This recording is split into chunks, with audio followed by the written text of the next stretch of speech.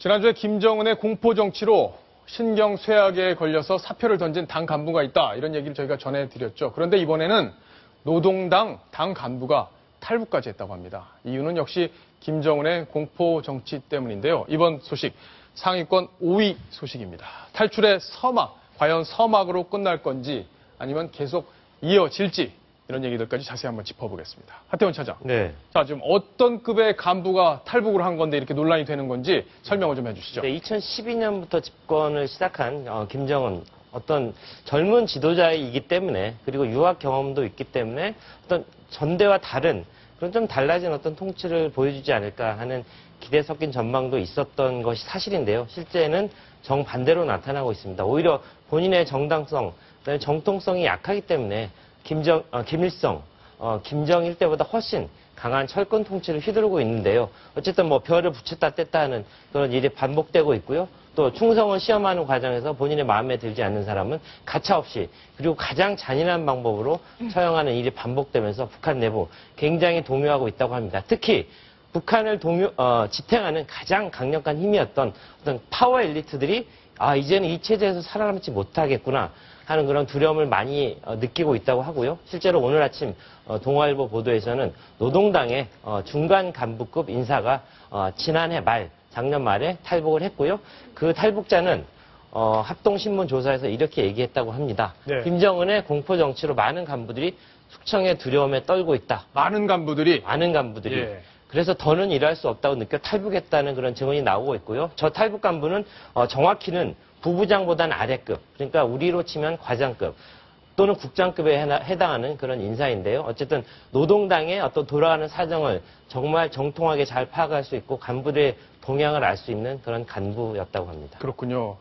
자, 그러면 어쨌든 노동당의 과장급 간부면 그래도 좀 먹고는 사는 건데 네. 그리고 김정은이 이런 아주 고위 관료는 아니잖아요. 이 고위 관료가 아닌 사람까지 막 숙청하거나 이러지는 않을 텐데 네. 얼마나 이 공포 정치가 심하면 네. 이 중위권에 있는 중위급 계급이라고 할 수 있는 과장급까지 탈북을 한다.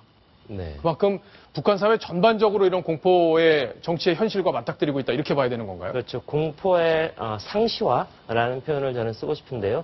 어떤 김정은, 아까도 말씀드렸지만 어떤 본인의 어떤 정통성 없는 권력을 지탱하는 걸로 결국 칼과 총을 택한 거 아닌가 하는 생각이 듭니다. 노동당, 최고의 엘리트에 속하는 노동당 간부 중 70명이 이미 숙청을 당했고요. 굉장히 네. 그 추세도 커져가고 있습니다. 숫자도 늘어나고 있기 때문에 오늘까지 잘 나가던 사람이라도 내일 어떻게 될지 모르는 바로 파리목숨이라고 합니다. 자, 저 표를 보시면 알겠지만 2012년 김철 인민무력부 부부장 등 3명이 처형됐고요.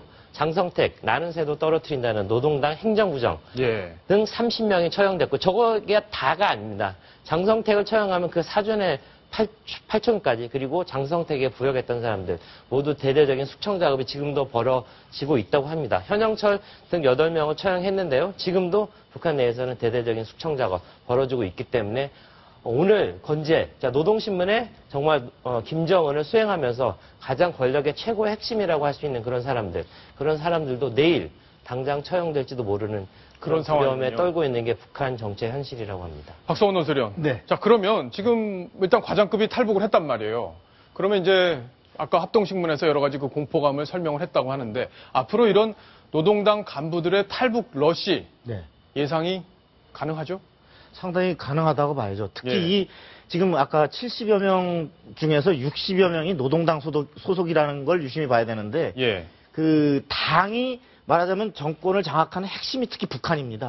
그런데 그 핵심에서부터 본인의 색깔로 완전히 말하자면 뇌부터 바꿔버리겠다. 이런 것이 지금 노동당에 집중돼서 어떤 그 처형과 숙청이 이루어지고 있는 걸로 보이고 군의 경우는 한꺼번에 쑥대밭을 만들면 말하자면 저항을 할 수 있지 않습니까? 실제 총을 들고 있기 때문에. 있으니까. 그래서 이번에 군부 2인자인 넘버 2 현영철을 숙청하면서 넘버 1인 황병선은 남겨둔 이런 어떤 견제와 속가내기식으로 한다면 노동당은 일거에 말하자면 전체를 물갈이하는 이런 형태로 이루어지고 있기 때문에 앞으로 아마도 그 노동당 소속의 간부들이 상당 부분 그 살기 위해서 탈북을 할 수도 있지 않을까 예. 이렇게 예상됩니다. 네, 지금 현재 유엔 인권위에서 김정은의 재수에 대한 부분을 굉장히 많은 자료를 통해서 연구하고 있습니다. 그 부분에 대해서도 김정은은 많은 압박을 느끼고 있죠. 왜냐하면 ICC라고 국제형사재판소에서는 김정은의 재수에 대해서 계속 국제적으로 조금씩 조여가고 있는데 김정은이라는 나이에서 그 나이에서 본인의 주축, 뭔가 힘을 보여줘야 되는데 보여줄 수 있는 것이 없다는 것이죠. 그러니까 그 안에 북한 안에서 본인이 외부에서 압력을 받는 것을 어떻게든 막아보기 위해서 지금 본인의 힘을 휘두른다. 예. 그런 것들이 외부에서 유엔에서 보고서가 계속해서 나오고 있습니다. 예, 그렇군요. 자, 하태원 차장. 네. 마지막으로 짧게 질문 하나 네. 더 드리겠습니다. 북한이 지금 뭔가 네. 대대적으로 또 자화자찬을 시작했다고 하는데 네. 뭐 이런 내용 자세히 알아야 될지는 모르겠습니다만 왜냐하면 걔네 그 사람들 말을 다 믿기가 어려운 상황이기 때문일 텐데 어떤 네. 내용을 이번에는 자화자찬을 네, 했습니까? 지금 존 케리 미국 국무장관이 한국에 와 있다는 사실을 좀 염두에 둔 것 같은데 얼마 전 SLBM이라고 시청자들 많이 들었을 겁니다. 잠수함에서 핵미사일을 쏘아 올리는 그런 기술을 테스트했는데요. 그게 예. 대대적인 성공을 거뒀고요. 그 성공으로 인해서 미국 사람들이 굉장히 벌벌 떠는 그런 상황이 발생하고 있다. 자, 이제 공화국의 위력이 미국까지도 벌벌 떨게 하는 그런 상황까지 이르렀다. 그런 김정일 통치 만세, 뭐 이런 예. 기사를 최근에 내보냈습니다. 역시 선군 정치의 일환이 아닌가 싶은데 북한의 이런 미사일 개발에 대해서 주변국들이 긴장하는 건 당연한 것 같은데 자, 실제 기술, 쏠 수 있는 기술 어디까지 도달했는지 그 부분 앞으로 계속 또 논란이 될 듯합니다. 자, 북한 소식은 또 여기까지 정리를 하겠습니다.